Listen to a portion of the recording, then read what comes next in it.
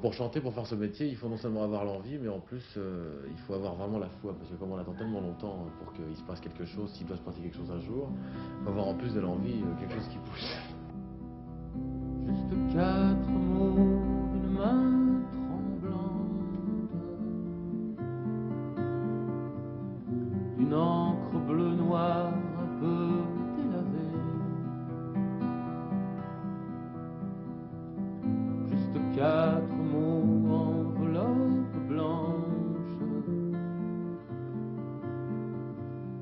semblant revenir de l'éternité.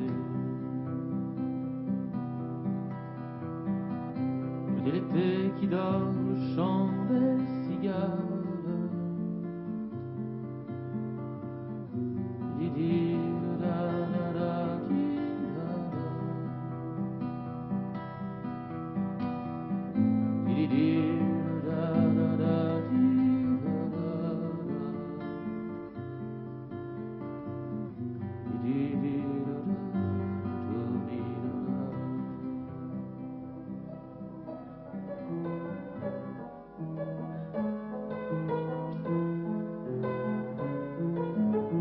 Qu'est-ce qu'il est fou! C'est un plaisir. Ça fait 20 ans qu'il a pas été accordé. Nicolas, il y a 20 ans, il était déjà là? Au moins 20 ans. Et vous jouiez déjà sur ce piano? Bah, si on peut appeler ça jouer, oui. Parce qu'on peut pas vraiment dire que je joue du piano, non. Vous avez composé là-dessus? J'ai dû composer des trucs là-dessous. Ouais. J'ai dû mettre des musiques sur des poèmes que j'écrivais, des poèmes suicidaires que j'écrivais ici. Je dû les mettre en musique là-dessus. Si tu mourais, pourrais-je revivre? Jamais jusqu'alors je n'avais songé que je vis de toi, que tu es le livre où j'apprends à rire et à respirer. L'enfance pour vous, c'est un petit peu Saint-Brice quand même. Bah, c'était une enfance divisée entre les deux parents, puisqu'ils étaient divorcés depuis que j'avais 2 ans ou 3 ans, je sais plus très bien. Et Saint-Brice, c'était au départ, c'était la crainte du père, c'était la menace quand j'étais pas très sage, très gentil. On disait tiens, on va t'envoyer à Saint-Brice, etc. Et puis petit à petit, c'est devenu une maison de création, parce que j'ai fréquenté mon père qui écrivait et puis qui écoutait de la musique, qui peignait. Si j'avais pas vécu ici 1 an lors d'événements graves qui se sont passés ici, c'est-à-dire la mort de la seconde femme de mon père, si j'avais pas connu mon père en train de se déprimer toute la journée, j'aurais sûrement jamais écrit de poème, j'aurais jamais été renfermé sur moi-même comme je l'étais, et j'aurais jamais décidé un jour d'écrire. Sûrement que toute la base de l'écriture de maintenant vient d'ici. Dites que vous aviez la crainte du père. C'était un père tyran Non, de pas un douceur. pas un père tyran, mais c'est le père qui fout des raclées parce qu'on n'a pas fait sa version latine et qu'on l'a pompé sur le voisin. Alors quand il apprend ça, il est pas content. Je veux dire, je donne des angoisses. Pourtant, c'est un petit peu lui qui vous a incité à faire ce métier, non? Bah, il m'a pas incité à faire ce métier. Il m'a dit risque quelque chose dans ta vie. Si tu risques rien, bon ben t'es sûr de louper ta vie. Mais d'après lui, si on risque de la rater à 20 ans, bon ben on a des chances de la réussir. Alors il m'a pas poussé à faire ça, mais enfin il m'a dit à une certaine époque, je suis prêt à financer des déplacements dans la France, va passer des auditions, on fait des choses pour que ça puisse marcher un jour. Si ça doit marcher un jour, on pourra pas dire que je t'aurais empêché de le faire. Quand Et vous puis ça a avez... été en plus, je crois, il y a un genre de transfert, enfin lui qui n'était pas publié, et puis le fait que son fils essaye d'aller au bout de quelque chose, bon bah il était assez content. C'est pas du genre à le montrer qu'il est content ou fier, mais enfin peut-être qu'il est quand même un peu content. Je sais pas si j'ai voulu le prouver, mais enfin je me suis dit, peut-être inconsciemment, j'aimerais bien qu'il soit fier de moi et qu'il se rende compte que les choses que j'entreprends, je vais jusqu'au bout. Un petit peu ça. Sûrement beaucoup, ça. Et traînait avait mis des années, et Brassens commençait à en baver, et Beko astiquait son clavier. Monsieur Brel ne parlait pas encore des folles, et mon père venait de débarquer, là où restait quelque humanité, là où les gens savent encore parler de l'avenir, même s'ils sont fatigués. Est-ce que vous vous avez coupé là définitivement le cordon avec votre mère, dans la mesure où elle était elle-même médecin et vous incitait à faire ce métier de médecin. Ça faisait des années que je passais mon temps à lui dire que de toute façon un jour je chanterais et que j'écrirais et que c'était ma vocation. Pour elle, c'était pas ça, c'était la médecine avant tout, son fils brillant chercheur. Et puis, bon, il fallait que vraiment je coupe ce cordon ombilical. Et la première des choses à faire, c'était de me prouver que je pouvais faire ce que j'avais dit de faire. Donc, c'était d'abord parce que j'avais vraiment envie de le faire au fond de moi, et puis parce qu'en plus, par bravade, pour me prouver que je n'avais rien à faire de ce qu'elle me racontait.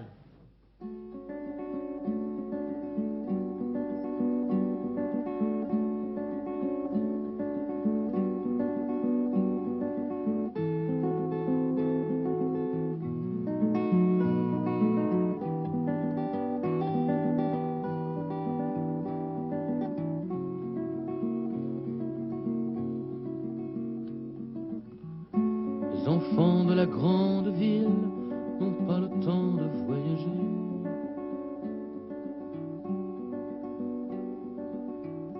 Ils dessinent derrière leur grille des tas de pays oubliés.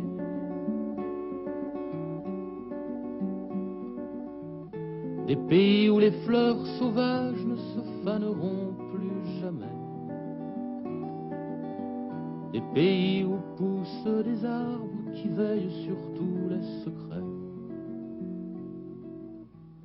Les enfants de la grande ville n'ont pas le temps de s'évader.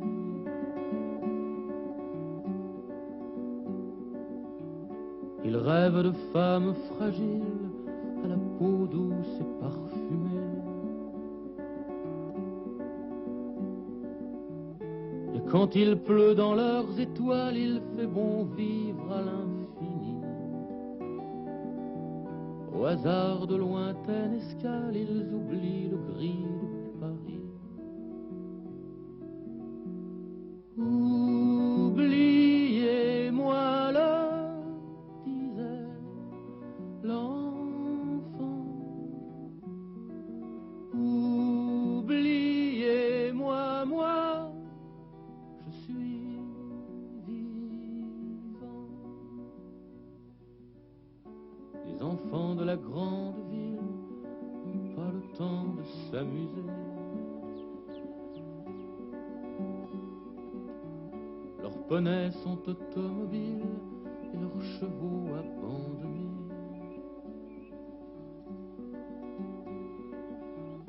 Les quatre murs de leur maison s'habillent de papier à fleurs, où ils dessinent les saisons avec des feutres de couleur. Oubliez-moi là, disait l'enfant. Oubliez-moi, moi, je suis vivant.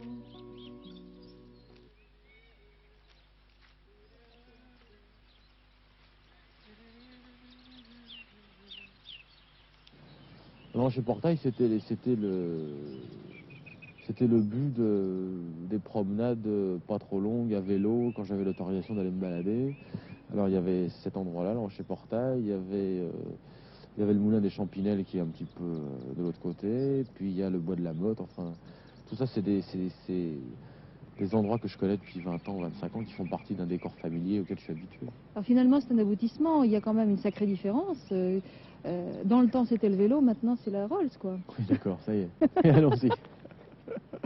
Quand on écoute un petit peu tout ce que vous avez écrit, on n'a pas l'impression que la Bretagne est tellement présente. Enfin, sans parler de la Bretagne, disons Saint-Brice. Non, peut-être parce que ce n'était qu'un lieu de résidence secondaire à la limite et que c'est les autres pays du monde qui m'ont plutôt inspiré. Je sais pas, disons que j'ai vécu des périodes très bizarres ici et que ces périodes-là ont déclenché l'envie d'écrire et que c'est pas et que cette envie d'écrire ne s'est pas matérialisée à travers ce que j'ai vu ici, peut-être, je sais pas, mais s'il y avait quelque chose qui se passait en Bretagne qui me concernait particulièrement et personnellement, je m'en servirais pour quelque chose sûrement.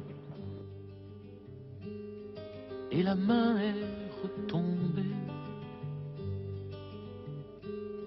comme une colombe blessée dans cet hiver de néant où ne fleurit que du sang dans cet hiver de folie, quelque part en Barbarie. Et la main est retombée comme un arbre crucifié qui s'agripperait au vent pour emprisonner le temps, pour emprisonner la vie quelque part en Barbarie. Si tu voulais, si je voulais, on aurait moins de larmes à verser. Tu dis demain, je dis demain, regarde donc la couleur de nos mains. Ah oui, je suis angoissé, je suis cinglé, je suis déprimé facilement. Quand je pense à l'avenir, je veux dire, il n'y a pas que Péra qui existe dans la chanson. Ça oblige à se remettre en question et c'est stimulant. Est-ce qu'il y a eu un coup de pouce au départ de votre carrière? Non, bah, il n'y a pas eu de coup de pouce parce que s'il y avait eu un coup de pouce, j'aurais pas pu continuer mes études de médecine jusqu'en 6e année. J'aurais pas été obligé de faire des photos de pochettes de disques pour rester en contact avec les gens de ce métier. J'aurais pas proposé des chansons pendant presque 8 ans à des gens pour me les faire jeter à travers la figure. Non, il n'y a pas eu de coup de pouce. La réussite est arrivée, si on peut parler de réussite. Je l'ai, je ne sais pas si je l'ai. On n'a jamais la réussite complètement dans ce métier. C'est toujours une remise en question tous les jours. Je l'assume bien. Ça n'a rien changé à ma vie dans la mesure où j'attendais ça depuis vraiment longtemps et où je m'y étais peut-être préparé à l'avance. Elle me donne la liberté complète d'écrire ce que j'ai envie d'écrire. Il y a toujours des légendes qui circulent comme quoi on est obligé de faire certaines concessions dans ce métier pour arriver à quelque chose ou pour essayer d'arriver à quelque chose. Si je me levais le matin en me disant t'es vraiment un enfoiré de faire ce que tu fais, ça serait dramatique, je pourrais pas vivre. Les enfants de la grande ville parfois sautent du haut des tours.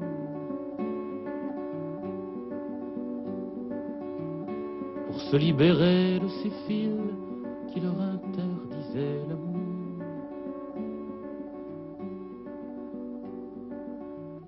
Ils ne disent pas de prière, mais ils gardent au fond des yeux un petit peu de la lumière qui leur avait manqué chez eux.